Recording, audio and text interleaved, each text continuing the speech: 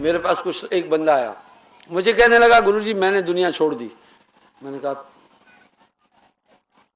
अब क्या चाहते हो? बोला आपके पास रहना है। मैं बोला चंगी गल है। मैंने कहा स्त्री है? बोला हाँ। बच्चे कितने हैं? बोला 4, 3 कुड़ियां 1 पुत्र। मैंने कहा बड़े हैं छोटे हैं? बोला छोटे निके हैं।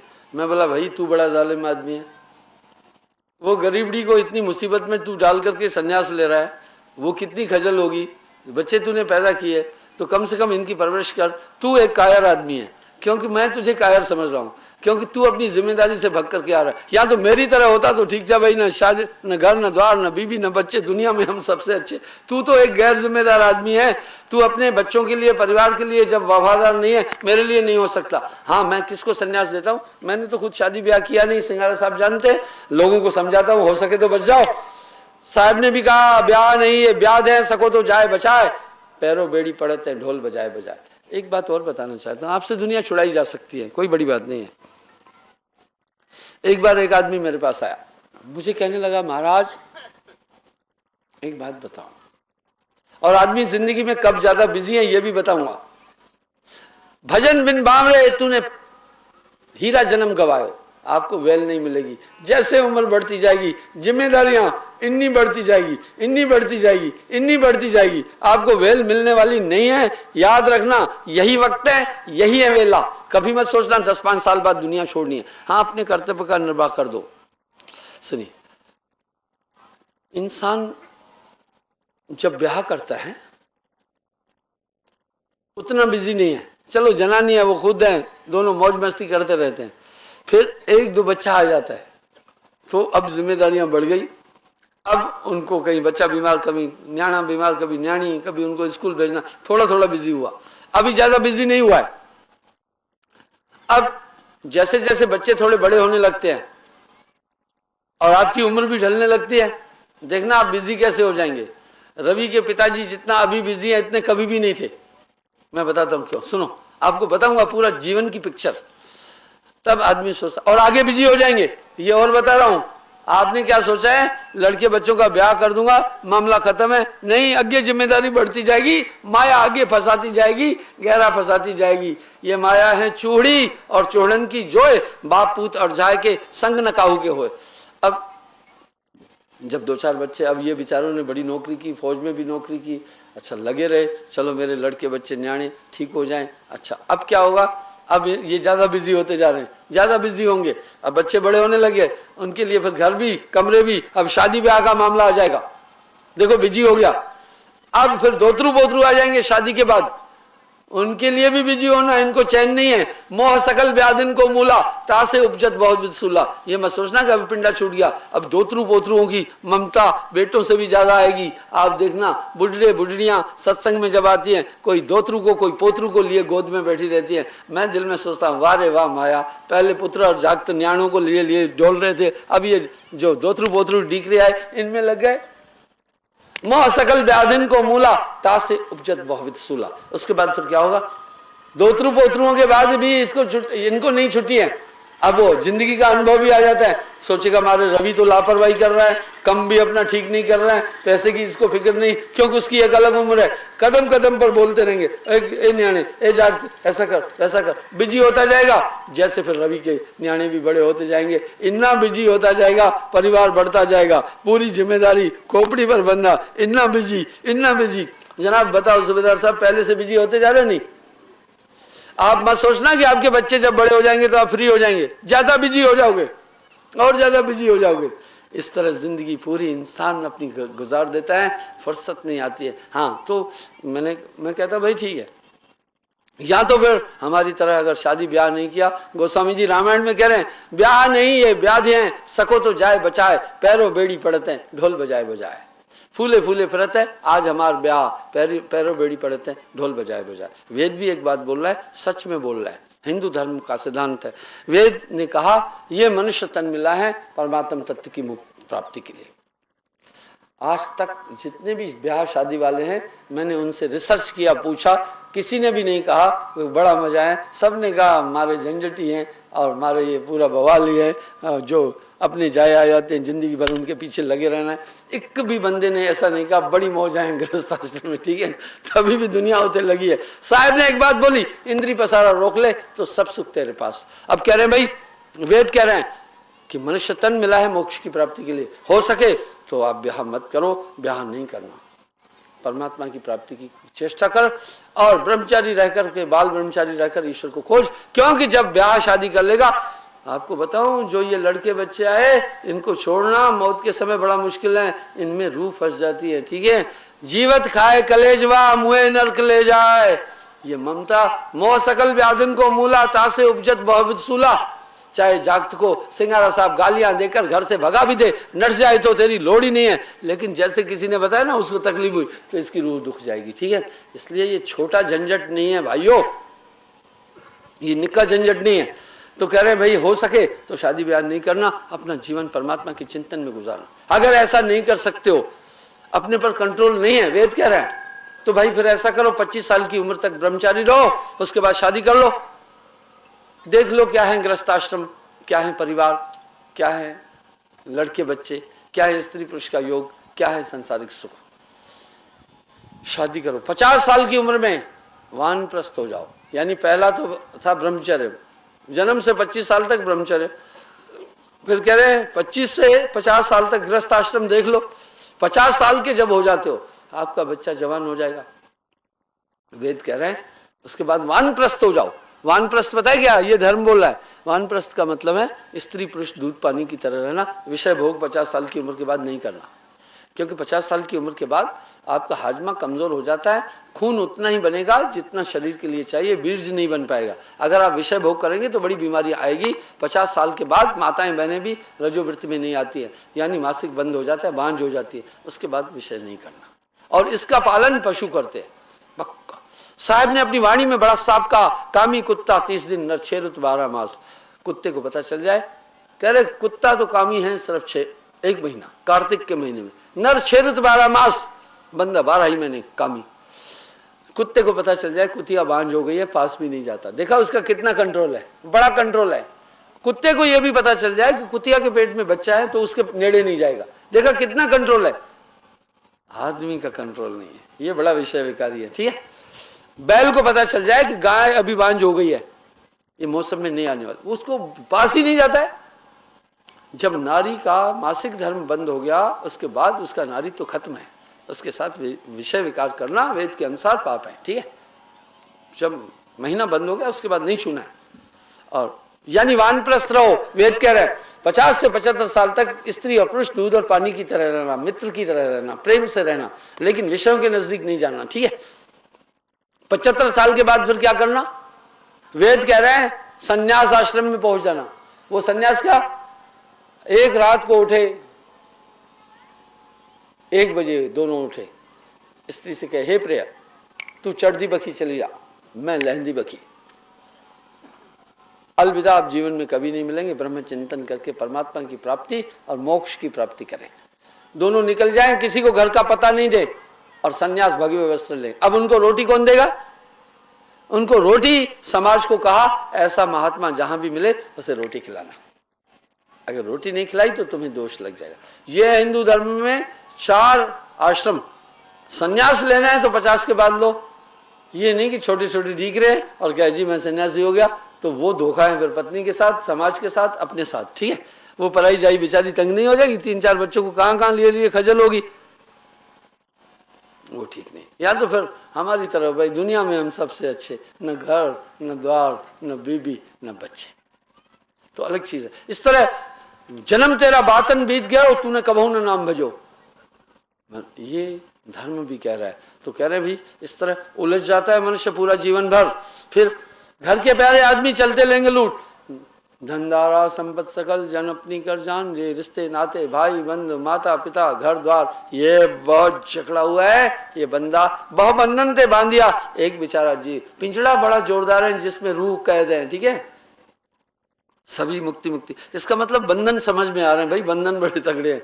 माया ने ये जिस्म, ये माया काया एक ही जानो, ये गर्व करते हैं देह का विंसत है पलमाएं। साहब की आइडियोलॉजी तो यही है। आओ दूसरी बात, इसका मतलब है आत्मा इस गंदे जिस्म में बंध गई है, आत्मा इसके धर्म का पालन कर रही है। सर्दी लगी तो आत्मा कह रही है ठंड है जी, गर्मी लगी तो आत्मा भी कह रही है जी गर्मी है, दुख सुख आत्मा ने मानना शुरू किया।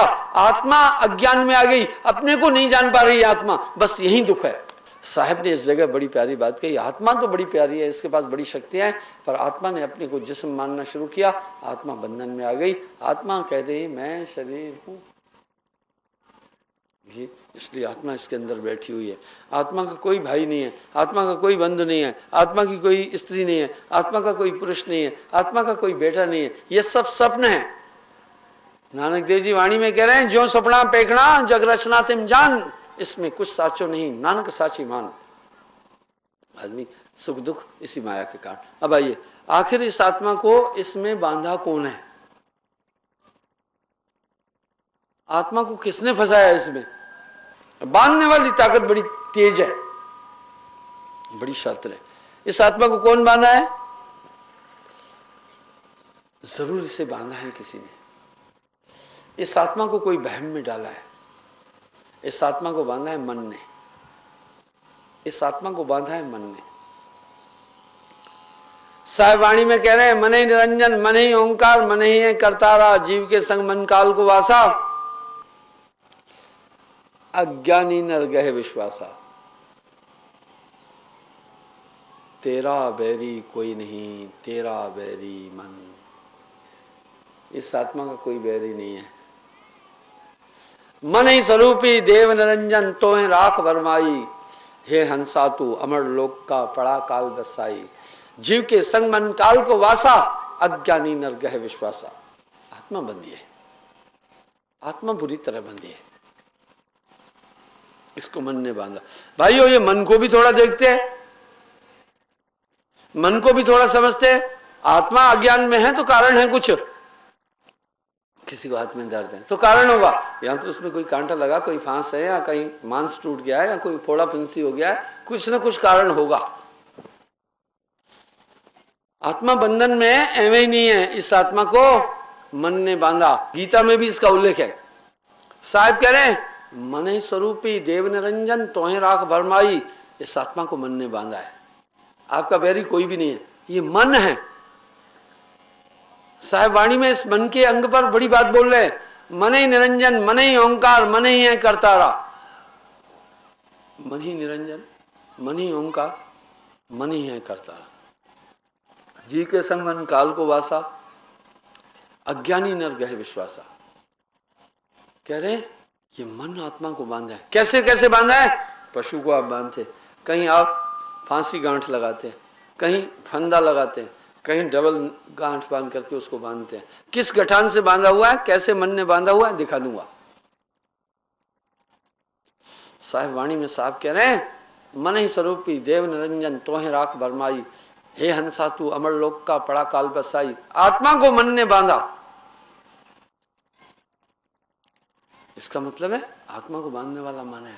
थोड़ा सा मन को देखें, इसमें हुकूमत मन की है, तीन लोक में मन का राज। मन ही निरंजन, ये निराकार निरंजन मन है। मन ही ओंकार, मन ही है करतारा। जीव के संग मन काल को वासा, अज्ञानी नर गए विश्वासा। भाई तेरा बैरी कोई नहीं, तेरा बैरी मन। देखते हैं कैसे बांधा है। पहले देखें मन क्या है। साहिब वाणी में साहब कह रहे हैं बाजीगर का बांद्रा, ऐसा जीवन साथ, ये नाना नाच नचाए के राखे अपने हाथ। इसने आत्मा को अपने हाथ में कस करके रखा हुआ है। आत्मा मन के बंधन में, मन ने आत्मा को बांध रखा है। जैसे बाजीगर बंदर को बांध कर नचाता है, आत्मदेव को मन ने नचाया है, आत्मा को मन ने नचाया। ये आत्मा मन का अनुकरण कर रही है, जैसे जैसे मन कहता जा रहा है आत्मा वो काम करती जा रही है। इसका मतलब है बंधन, बांधने वाला, बंधन तो शरीर का है, बांधने वाला मन है। साहब वाणी में साहब कह रहे हैं मन ही स्वरूपी देव निरंजन, तोहे राख बरमाई, हे हंसा तू अमर लोक का पड़ा काल बसाई। जीव के संग मन काल को वासा, अज्ञानी नर गहे विश्वासा। देखते हैं, मन को देखना होगा। कभी कभी बंदा आकर कहता भी है महाराज मन नहीं भक्ति करने दे रहा, तभी भी इस मन से हम बेखबर है। मन को जानना होगा। आओ देखते हैं कैसा मन है, आओ देखते हैं कैसे आत्मा को बांधा। जितने भी कर्म मनुष्य कर रहा है मन ही की प्रेरणा से। ये सब आए मन केर खुटाई, निराकार मन ही को जानो। मन को कोई देख ना पाए, नाना नाच न चाहे। भाइयों मन दिखाई नहीं देता। इस मन के चार रूप है। मन निराकार है, मन निराकार है। मन को समझना, मन निराकार है। आपका सबसे बड़ा बैरी मन कौन सा मन? भैया वही मन है जिसकी इच्छाओं की पूर्ति के लिए रात दिन आप दौड़ रहे हैं। साहब वाणी में साफ कह रहे हैं, भाई तेरा बैरी कोई नहीं, तेरा बैरी मन। आपका बैरी कोई नहीं है, आपका बैरी है मन। जीव के संग मन काल को वासा, अज्ञानी नर गए विश्वासा। पर मन को कोई छीन न पाए, नाना नाश दिखाए। जो कोई कहे मैं मन को देखा, इसकी रूप ने रेखा, पलक पलक में वो दिखलाए जो सपने नहीं देखा। संतो मन का करो विवेका। मन बड़ा खतरनाक है। इस मन की तरफ किसी का भी ध्यान नहीं है। साहब मन पर कह रहे हैं तेरा बैरी कोई नहीं, तेरा बैरी मन। जीव के संग मन काल को वासा, इस तरफ ध्यान ही नहीं है। अज्ञानी नर गहे विश्वासा, मन ही आहे काल कराला। मन अंग पर साहब ने बड़ी फिलॉसफी की है। जीव नचाए करे बेहाला। आगे कह रहे जीव के संग मन काल को वासा, ये मन ही काल है। मन ही निरंजन, मन ही ओंकार, मन ही है करतारा। इस तीन लोक का राजा भी मन है। आओ मैं इसको प्रैक्टिकल दिखा देता हूं। आप किताबी बात थोड़ी है, प्रैक्टिकल दिखा दूंगा कि मन की हुकूमत चल रही है।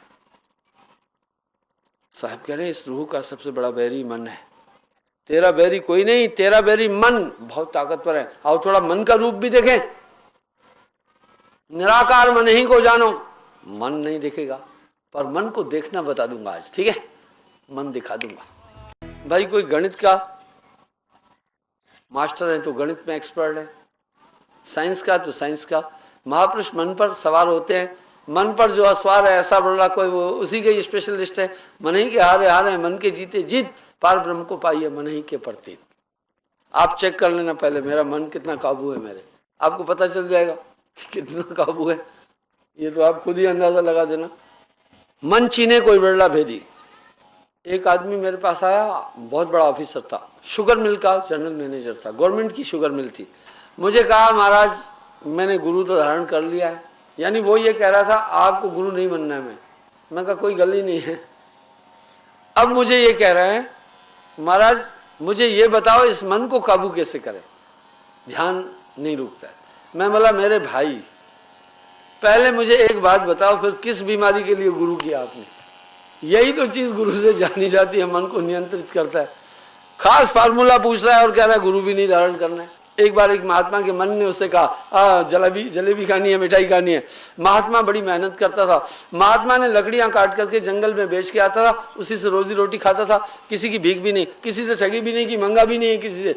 बड़ी शानदार तरीके से रहता हूँ बस। और इसको मैं अपना घोड़ा मान रहा हूँ। मैं ये साडा बड़ा चंगा घोड़ा है, इस पर बैठ करके दौड़ता रहता हूँ। कभी होशियारपुर तो कभी अपना हिमाचल प्रदेश, तो कभी भोपाल, तो कभी दिल्ली, तो कभी कहीं। आपको सच बताता हूँ महीने में 15,000 किलोमीटर में यात्रा कर रहा हूँ। दूसरा बंदा तोबा तोबा करके बैठ जाए। एक बंदा मुझे मिला, बोला गुरुजी दुबले पतले से लग रहे हो। साडा गुरुजी तो लाल गोल मटोल, पूछो ही नहीं। मैंने कहा अच्छा ठीक है। मैंने कहा यार ऐसा करो अपने गुरुजी को 15 दिन साढ़े नाल कर दो, तुम्हारे गुरुजी को कभी मारूंगा नहीं, पर 15 दिन बाद तेरा Guruji AIIMS all India medical science institute Delhi में भर्ती मिलेगा मुझे। तेरे गुरुजी की इतनी बड़ी बड़ी तोंद। मैं 10 घंटे सत्संग करता हूँ रोज। मैं बड़े नियंत्रण में रहता हूँ। कल मेरा व्रत था, कुछ भी नहीं खाया मैं। परसों मैंने भोजन खाया था। चाहे बर्फ गिर रही होगी, चाहे ठंड, चाहे कोहरा। मेरा ड्राइवर कोहरे में गाड़ी नहीं चला पाता था। मैं कहा चले उठा, मैं गाड़ी चला के आता हूँ। जहाँ जाना है जाना है, ठीक है। ऐसा कभी नहीं किया कि लत पीड़ है। आप थक जाते हैं, मैं नहीं थकना है, मैं तो ऐसे बैठा रहूंगा, जिंदगी भर बैठा रहूंगा। एक बार भी लत यूं भी नहीं कर लूंगा। पर मैं तो पहले रात भर पूरी रात सत्संग करता था। फिर मैंने देखा यूरिया की रोटी खा रही है दुनिया, रात भर नहीं करना है सत्संग, बीमार हो जाते। फिर मैं 4 घंटे करने लगा, अब 2 घंटे किया। मैं कहा भाई 2 घंटे के थल्ले तो गल की करनी है फिर कंसंट्रेट करके। तो कहने का ये मतलब है, हमने सबने मान लिया है लंबी लंबी दाढ़ी है बाबा जी, लंबी लंबी जटाएं यही है बाबा जी, खूब लिबड़ा हुआ है सिंदूर और टीका तिलक, हम कहे बाबा जी। चोला पहना है तो भैया बाबा जी। फिर ये गुड़िया भी तो बड़ा बाबा जी है, इसने भी तो वैसे ही चोला पहना हुआ है। और गुणानिधि पूजा गुणा नस्लिंग वस्त्रम में, भेष की निंदा नहीं कर रहा हूँ। कई माइयाँ गेरुए रंग की चुन्नी ओढ़ी है, वो भी माई बैठी है गेरुए रंग की सूट और चुन्नी है, वो भी बाबा जी। फिर नहीं नहीं नहीं नहीं, गुणानिधि पूजा गुण है नस्लिंग वस्त्रम, किसी भी गुणी की पूजा उसके गुणों से होती है, ये बाहरी अवस्थाओं से नहीं। शरीर कैसा रखना है, इससे काम कर ले, इसको चूमना चाटना है क्या दिन भर। फौज में इतना पक्का सैनिक था, मेस्टिन से रोटी खाता था और कभी फौजी ड्रेस ही पहनता था, बाकी कोई और कुछ पहना नहीं। और मैं बक्सा नहीं रखता था, किट में ही पूरा सामान रखता था। जहाँ भी जो काम किया है वो बिल्कुल खरा खरा काम किया है, धोखा धड़ी दगा बेमानी छल कपट कहीं नहीं किए। मन को समझ रहा हूँ, ये मन जीव को भरमावे सोई, दुनिया मन की गुलाम है, मन पर जो असवार है ऐसा बिरला कोई। मैं एक ही बात बोल रहा हूँ, किसी की निंदा नहीं कर रहा हूँ। तो आइए हम देखते हैं। उसने मुझे कहा महाराज मन को कैसे काबू करें। मैं बोला मैं बताता हूँ, मन दिखा देता हूँ। जैसे ये मजीरा है, दिखा दिया ना, मन दिखा दूंगा, मन दिखा दूंगा। इस मन के 4 रूप है, निराकार मन ही को जानो, मन बुद्धि चित्त अहंकार। जब ये इच्छा करता है तब ये मन है, जब ये फैसला करता है इसी मन को बुद्धि कहते हैं, जब ये याद करता है इसको चित्त कहते हैं, जब क्रिया करता है इसको अहंकार कहते हैं। मैंने कहा जीएम साहब, जब कोई इच्छा उठे समझना यही मन है। इच्छा क्या, कभी आपको इच्छा उठे कि फलानी चीज करना है, समझना यही मन है। इच्छा नहीं करना, बस वो मन रुक गया। मन का दूसरा रूप है बुद्धि, मन का दूसरा रूप है बुद्धि। जब भी कोई फैसला करो तो समझना ये बुद्धि है। आप जब कोई फैसला करें तो समझना ये बुद्धि है। कोई फैसला नहीं करना जब ध्यान में बैठे हो, अपने कंट्रोल में रखना। मन का तीसरा रूप है चित्त। जब भी कोई अगली पिछली बात याद आ जाए तो सोचना यही चित्त है, बस याद नहीं करना, चित्त रुक गया, चित्त रुक गया। याद खुद ब खुद थोड़ी होता है, हम करते हैं याद। मैंने कहा भाई मन का चौथा रूप है अहंकार, जो भी क्रियाएं हैं बस इन चारों को रोक लो, ये मन है। मन का यही रूप है, जो इच्छा आई समझना ये मन है, जो फैसला कर रहे हो समझना बुद्धि है। जब बिना चाहे याद आ रहा हो कि उधर जाना है, पहले ये काम कर रहा था, उधर था, फलाना ठिकाना, जब आप में ये भावना आए तो समझना ये है चित्त। मैंने कहा क्षण का काम है, इसलिए मेरी कोई इच्छा नहीं है। चाह मिटी चिंता मिटी, मनवा बेपरवाह, वही शहंशाह है जिसको ना ही चाहा।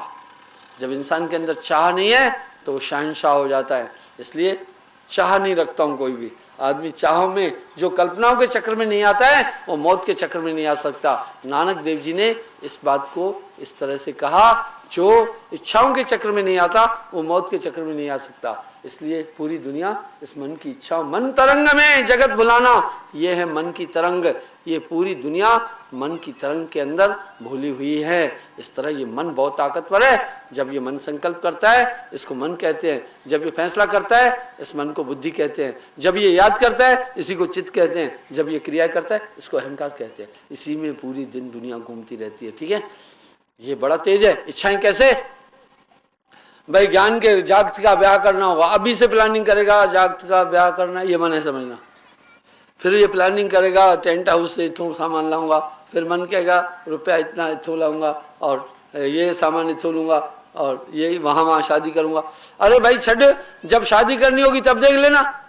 साडा मन कोई इच्छा नहीं करता, ठीक है, इसको हिलने नहीं देता हूँ। ना कोई चाह करता है ना इच्छा करता है, कभी नहीं बोलता। तो वो महात्मा जी, मन पर बात आई, महात्मा बड़ा सात्विक था, लकड़ी काट करके अपना जीवन गुजारता था। एक दिन महात्मा के मन ने कहा मिठाई खानी है। महात्मा ने कहा भाई बड़ी मुश्किल से, बूढ़ा हो गया था महात्मा, लकड़ी बड़ी मुश्किल से काट के आते हैं, उससे रोटी निकल आती है, मिठाई खानी होगी तो ज्यादा लकड़ी उठा। मन को कहा, पहले 50 किलो लकड़ी लाता था मान लो, बोला 80 किलो उठाना पड़ेगा। तो बस ठीक है जी, उसने क्या किया, 60 किलो 80 किलो लकड़ी का गट्ठर बांधा। अब मन उसे थक गया, थोड़ी दूर चलने के बाद में मन ने कहा, थकता था, उसने मन को कहा उठा चक लकड़ी चल अभी जी। गिरते पड़ते महात्मा ने आकर, अब वजन ज्यादा था, महात्मा आकर के वहां पहुंचा, लकड़ी बेची और मिठाई खरीदी। मिठाई खरीद करके मन ने कहा जल्दी जल्दी खाएं, इस मन को थोड़ा देखो तो सही, ये बहुत बड़ा दुश्मन है। महात्मा ने मन को कहा वो रुक तो सही, थोड़ा सा मिठाई खाएंगे, हाथ मुंह धोने दो, कहीं छाए में बैठे। उधर बैठा, अब मन के जल्दी खाने आए। इतने में एक भिखारी आया, महात्मा को कहा महाराज कुछ दो। महात्मा ने वो पूरी जो मिठाई खरीद के लाया था उस भिखारी को दे दी। मन अंदर से कल्पने लगा, ये किए ऐसा क्या। कहा चुप, आज मारे तू मिठाई खाया तू मोटा हो जाएगा, कल तू और कुछ खाएगा, फिर परसों कुछ और करेगा, फिर तू मुझे कहेगा ब्याह करो और तू फिर मुझे उलझा देगा। इसलिए मन के कहे से तन चले ताको सर बस जाए। साहब ने मन पर बहुत बारीक बात बोली है। मन जाता है जाने दे भाई, मन कह रहा है चोरी करनी है। पहले तो मन में ख्याल ही नहीं आया, मन कह रहा है भाई कमलजीत का सूटकेस उठाना है।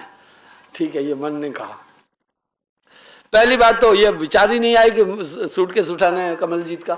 अच्छा, मन मान लो जिद्दी हो गया, नहीं मान रहा है। साहब कह रहा है जाने दे इसको, कहने दे इसको सूटकेस उठा।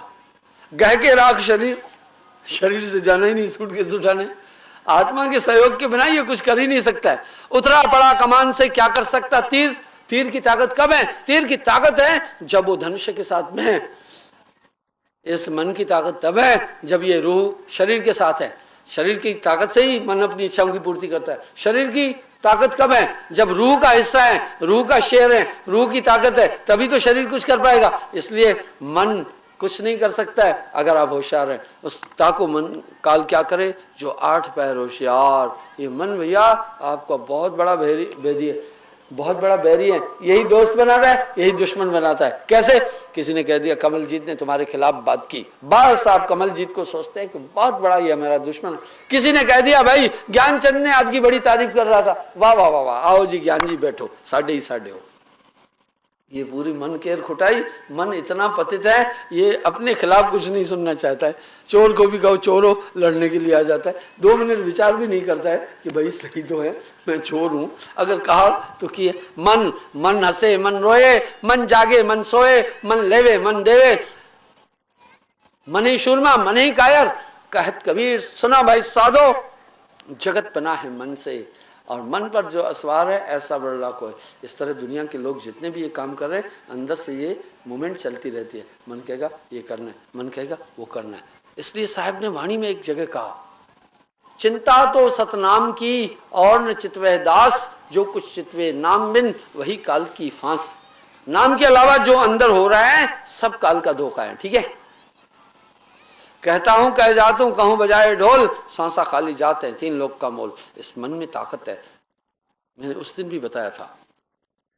एक कुड़ी ने मुझे एक दिन फोन किया, बोला गुरुजी आज मैं बड़ी उदास हूं, मुझे उदासी का कारण पता नहीं चल रहा है। किसी ने कोई ऐसा बोला भी नहीं है, कोई मुझे बीमारी भी नहीं है, कोई दुख तकलीफ भी नहीं है, किसी ने घटवद भी नहीं बोला है, पर गुरु महाराज मेरा आज मैं बड़ी उदास थी हूँ, क्या की गल है? मैं नहीं जान पा रही हूँ कारण, क्यों उदास हूँ। मैंने कहा बेटे सुन, ये तेरी गलती नहीं है, इसका जवाब दुनिया का कोई भी आदमी नहीं दे पाएगा, मैं दे दूंगा। बात यह है बेटे, हृदय के 8 कोष्ठक हैं, 8 हिस्से। जैसे भाई देखो ये फूल है, इसकी दिशाएं है ना, इधर भी है, इधर भी है, इधर भी है, इधर भी है, और बीच में भी है, इधर भी है, इधर भी है, 8 दिशाएं। हमारे हृदय के भी 8 कोष्ठक है, इसके बीच मन रहता है। मन दिखता नहीं है, मन दिखेगा। दही को मथोगे तो मक्खन दिख जाएगा। गुरु का ध्यान करने से मन पता चलता जाएगा। ठीक है, ये ही कम नहीं करना चाहता, बाकी सब कम कर लेगा। ठीक है, उत्तर दल पर जब मन जाई, ये मन जिस साइड में बैठेगा वैसी नेचर बन जाएगी। उत्तर दल पर जब मन जाई, दया धर्म तब उर में आई। मैंने कहा बेटे जब उत्तर दिशा में मन बैठता है तो अच्छे विचार भक्ति की भावना ये आती है। 1 घंटा 1.5 घंटा तब यहाँ अच्छा लगे। दक्षिण दल पर जब मन जाता, क्रोध भाव तब उर में आता। दक्षिण की बखी जब मन बैठ जाता है तो गुस्सा आएगा, बिना मतलब लड़ाई झगड़े के लिए तैयार हो जाओगे, ठीक है। दुनिया को नचा रहा है मन, ऐਵੇਂ ही कहोगे भाई देखो मुझसे गल नहीं करना, भाई मेरा आज मूड ठीक नहीं। पश्चिम दल पर जब मन जाई, काम भाव तब उर में आई। जब पश्चिम की साइड में मन लहंदी बखी बैठ जाएगा तो विषय विकार की गल्लें आएगी, उधर ही मन दौड़ेगा, वही काम करने की इच्छा होगी, अगली पुरानी गल्लें सोच सोच के मजा आता रहेगा। यह है मन का खेल। ये मन बहुत खतरनाक है। उन्नी देर बस वही सूझेगा, दूसरी कोई चीज। आत्मा अब उसी में रूह भी लग जाती है, रूह को पता नहीं है। पूरब दल पर जब मन जाता, हंसी भाव तब उर में आता। चढ़दी बखी वाली साइड में मन बैठ गया तो हंसी मजाक इन्नी होगी, इन्ना कि किस चाल देखकर भी किसी की हंसोगे, गल हंसने की नहीं होगी, वो सुनकर भी हंसी आएगी। पर किसी से पूछो भाई क्यों हंस रहा है, वो जानता नहीं हंस क्यों रहा है, क्योंकि मन पूरब वाले पत्ते पर है। वायु दल पर जब मन जाता, लोभ भाव तब उर में आता। 8 दिशा है ना, पूरब पश्चिम उत्तर दक्षिण। वायु अग्नि ईशान नैऋत्य, 4 कोने 4 दिशाएं 8। वायु दल पर जब मन जाता, ये वायु दल है उत्तर और पश्चिम के बीच में। लोभ भाव तब उर में आता। जब मन उठे जाएगा लालच आएगी, बस प्लानिंग बनाते रहोगे। आलू बीज के गंदम काट, मुंजी बीजना, मुंजी कट के फिर सरों लगानी है, एक हट्टी एक ट्रैक्टर भी खोलूंगा, 2-4 ये भी कम करना, एक फलाना भी कर, ये मन का प्लान। बस वो लालच वाला हिसाब घूमता रहेगा। 2 घंटे 4 घंटे जितनी देर मन उससे बैठा रहा, दूसरी गल आएगी नहीं। ये है मन। ईशान दल पर जब मन जाता, ईर्ष्या भाव तब उर में आता। ईशान दल पर जब मन छठे कोने पर जाएगा, बड़ी ईर्ष्या आएगी, ऐਵੇਂ ही किसी की निंदा करने लगोगे। कभी कभी घर में भी देखते हो कोई घर का मेंबर किसी की निंदा करता रहता है, ऐਵੇਂ ही 2-2 4-4 घंटे लगा, दिल में सोचते यार बंद ही नहीं हो रहा है। कभी भाई, कभी पिता, कभी पुत्र, कोई पीऊ, घर में भी ऐसी निंदा। वो उसकी गलती नहीं है, जैसा जैसा मन खोपड़ी पर नाच रहा है ऐसा ऐसा वो नाचे जा रहा है, नाचे जा रहा है। बाजी घर का बांद्रा, ऐसा जीवन साथ। आदमी का मूड भी मन बना रहा है। इसलिए ये मन का बहुत अद्भुत खेल है। नैऋत्य दल पर जब मन जाता, उदासीन भाव उर में आता। जब नैऋत्य, ये है पूरब और उत्तर के बीच में, उधर जब मन बैठेगा शांत रहोगे, किसी से गल करने की इच्छा नहीं होगी, उदासी सी होगी, कोई भी चीज़ अच्छी नहीं लगेगी, किसी भी चीज़ में आनंद नहीं लगेगा, ऐसा लगेगा कुछ नहीं कुछ नहीं है। मैं कहा बेटे तेरा मन उधर बैठा है, ठीक है, तेरा मन उसी बखी है। अब जितनी देर इससे कैसे निकलना है, बस सुरती कर हमारी, नाम कर, निकल आएगी वहां से। नहीं तो उन्नी देर उदास रखेगा, उन्नी देर परेशान रखेगा, उन्नी देर आपको ऐसा लगेगा सब कुछ लुट गया, पता नहीं किया। नैऋत्य ईशान दल पर जब मन जाता, अहंकार तब उर में आता। 8वें पत्ते पर जब मन जाता है, घमंडी घमंड, घमंडी घमंड। सोचे है साढ़े जैसा कोई नहीं, कोई एक गल भी कहेगा लड़ने के लिए तैयार है, साड़ी बेइज्जती कर दी, ये भावना आएगी। साहब कह रहे हैं अष्टकमल दल पे मन धाये, नाना नाश नचाए। उसके अनुसार ये गियर लगाता है, जैसे गाड़ी के गियर है ना, रिवर्स 6 गियर है गाड़ी के, रिवर्स नंबर 1, नंबर 2, रिवर्स 1, 2, 3, 4 और टॉप, 6 गियर है। जब चढ़ाई चढ़नी है तो 1 में चलना पड़ता है या 2 में, जब रेस देनी है 3 में, बहुत तेज चलना है 4 में, एकदम सुपर फास्ट चलना है गियर नंबर 5। इस तरह मन ये नेचर बना रहा है इंसान का, आदमी को एक जैसा नहीं रहने देता है। साहब कह रहे हैं अष्टकमल दल पे मन धाये, नाना नाच नचाए। नचा रहा है हर एक इंसान को। जो कोई कहे मैं मन को देखा, उसकी रूप न रेखा, वो बड़े बड़े प्रोफेसर, बड़े बड़े मिनिस्टर, बड़े बड़े लीडर, बड़े बड़े वैज्ञानिक इसका नाच नाचे जा रहे हैं, ठीक है। अष्टकमल पे मन धाये, नाना नाच नचाए। जो कोई कहे मैं मन को देखा, इसकी रूप न रेखा, पलक पलक में वो दिखलाए जो सपने नहीं देखा। संतो मन का करो विवेका, नाचाता रहता है। साहब कह रहे हैं मन को कोई देख न पाए, नाना नाच नचाए। मन को पकड़ सके कोई संता, कोई महापुरुष इसको पकड़ना जानता है। पकड़ गए इसको मगवंता, इसको अपनी जगह रखता है। इसलिए आत्मा को बांधने वाला